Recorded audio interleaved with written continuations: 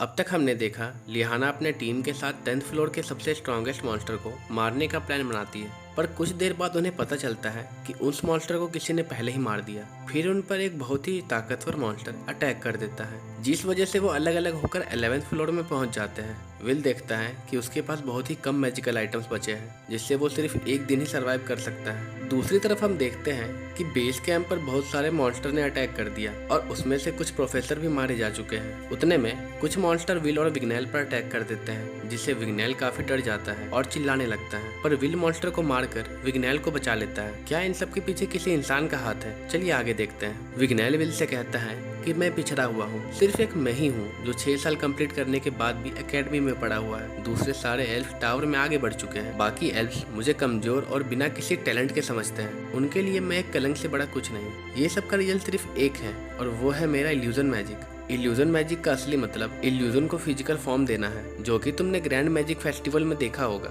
लेकिन मेरा illusion magic सिर्फ एक इल्यूजन बना सकता है, उसे फिजिकल फॉर्म नहीं दे सकता। ये एक दिखावे से ज्यादा कुछ नहीं। विल कहता है लेकिन तुम इस साल के टॉप 3 स्टूडेंट में से एक हो और सब तुम्हें गिफ्टेड चाइल्ड कहते हैं। विग्नेल कहता है क्या तुम्हें लिहाना की बात याद नहीं? जो लोग एकेडमी में बच जाते हैं वो कचरे से ज्यादा कुछ नहीं। दूसरी तरफ कोलैट और लिहाना भी यही बात कर रहे होते हैं और लिहाना कहती है अगर कोई रियल टैलेंट हो तो वो ग्रेजुएट होने से पहले ही टावर में चला जाएगा, जिसका मतलब ये है कि हम लोग टैलेंटेड नहीं। पिछले 6 सालों से मैं टैलेंटेड लोगों को देखते हुए आई हूँ और उनके मुकाबले हम बस पीछे छूटे हुए कचरे हैं। कोलैट कहती है पर तुम तो इस साल के नंबर 1 स्टूडेंट हो और तुम्हें लोग मिस परफेक्ट कहते हैं। लिहाना उसे बताती है ये सब बस एकेडमी के अंदर ही है, हम बस छोटी मछली हैं जो बड़े से तालाब में रहते हैं। मैं बहुत पहले अपने एक साथी को मैजिक वंडर बनते हुए देखी हूँ। वो मेरी तरह ही फर्स्ट ईयर की स्टूडेंट थी और मुझे तभी एहसास हो गया कि मेरे जैसे लोग ट्रू टैलेंट तक नहीं पहुँच सकते। दूसरी तरफ विग्नेल कहता है मेरी गोद ली हुई सिस्टर पहले इंसान थी जिसने मुझे नीचा दिखाया था। एलनोर और मैं साथ ही पले बढ़े हैं। वो मुझसे काफी छोटी थी तो मुझे लगा उसे मेरी सपोर्ट की जरूरत होगी, पर असल में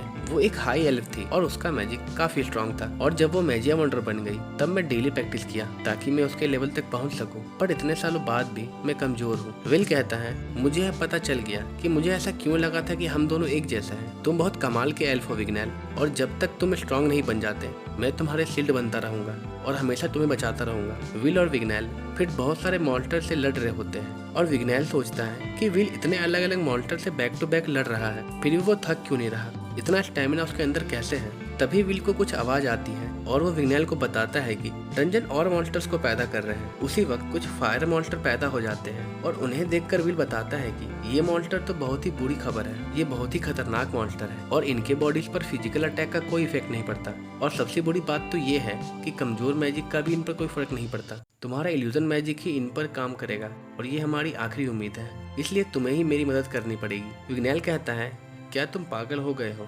मेरी इल्यूजन मैजिक परफेक्ट नहीं है और मैं ये नहीं कर सकता, चाहे मैं कितनी भी कोशिश कर लूं। फिर विल उन मॉन्स्टर्स पर अटैक कर देता है, लेकिन उसके फिजिकल अटैक का उन पर कोई इफेक्ट नहीं पड़ता। विग्नेल विल को बचाने के लिए उन पर अटैक करता है, पर उसका मैजिक वहाँ काम नहीं करता।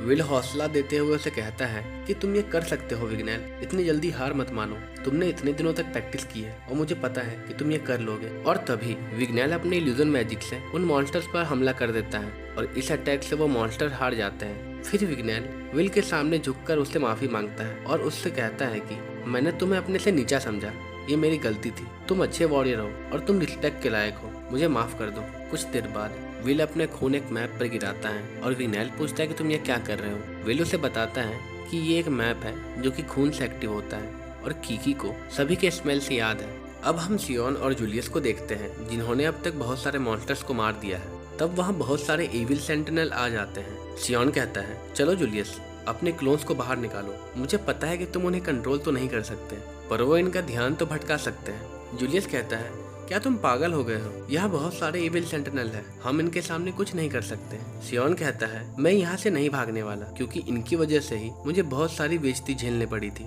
और इसी के साथ वो अपने फायर गार्डियन को बुला लेता है। दूसरी तरफ हम प्रोफेसर वॉकनर और एडवर्ड को देखते हैं। प्रोफेसर एडवर्ड पूछते हैं कि स्टूडेंट कैसे हैं और वो कहाँ हैं। और वॉकनर बताता है कि हम लकी थे कि बहुत सारे स्टूडेंट 8 फ्लोर के नीचे नहीं गए, लेकिन सिर्फ एक पार्टी जो कि 10th फ्लोर तक चली गई थी और किसी वजह से वो 11th फ्लोर पे पहुंच गई है। ये वही पार्टी है जिसे लिहाना लीड कर रही है। अब विल और विग्नेल सियोन और जूलियस के पास पहुंच जाते हैं। वहां जाकर वो देखते हैं कि सारे इविल सेंटिनल मारे जा चुके हैं और इन्हें मारने वाला और कोई नहीं जूलियस और सियोन ही है। दूसरी तरफ हम देखते हैं लिहाना और कोलेट की तरफ कोई आगे बढ़ रहा है। कोलेट को देखकर लगता है कि क्या ये प्रोफेसर ब्रूनो है, पर तभी उनका सर नीचे गिर जाता है। वो ब्रूनो नहीं, हेडलेस है। मार्स और हेडलेस एक दूसरे से बात कर रहे होते हैं कि पता नहीं ये लोग यहाँ कैसे पहुँच गए। उस मॉन्स्टर ड्यूक ने शायद अपना काम अच्छे से नहीं किया।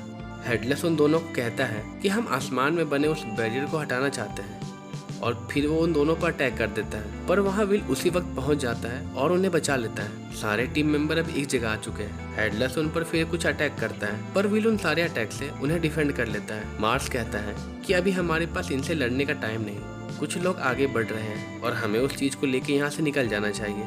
और उसी वक्त वो टेलीपोर्टेशन गेट को ओपन कर देते हैं, जिससे ड्यूक मॉन्स्टर वहाँ आ जाता है और ये एपिसोड यहीं पे खत्म हो जाती है। अगर आपको ये वीडियो अच्छा लगा हो तो इस वीडियो को लाइक और इस पर कमेंट करें और हमारे चैनल को सब्सक्राइब करें।